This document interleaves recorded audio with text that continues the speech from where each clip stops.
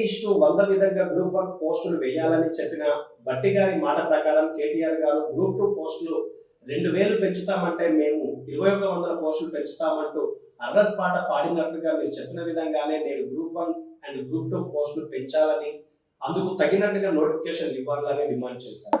మీ business మీ వ్యాపారం కొనసాగించడానికి మాత్రమే అని చెప్పి మాకు ఇప్పుడు అర్థమవుతుంది. ఎలాగైతే వ్యాపారాలకు సంబంధించిన యాడ్లు ప్రకటనలు ఇచ్చుకుంటారో అలా మీ పార్టీ అధికారంలోకి రావడానికి మీరు ప్రకటనలు ఇచ్చుకున్నారు తప్ప నిరుద్యోగులకు నిజంగా మీరు న్యాయం చేయాలనే ఆలోచన ఏ కోశాన కూడా మీకు లేదని అర్థమవుతుంది. ఎందుకంటే ఇక్కడ అడిగేది ఏది కూడా ఏదో రాజకీయ లబ్ధి కోసమో లేకపోతే ఇప్పుడు మాకు ఓట్లు వేయమని చెప్పి అడగడానికి మేము రాలే. ఇక్కడ ప్రతి ఒక్క అంశం గ్రూప్ 1 అంశం గురించి 1:100 చేయాలి అని చెప్పి డిమాండ్ చేశారు బట్టి విక్రమార్క గారు.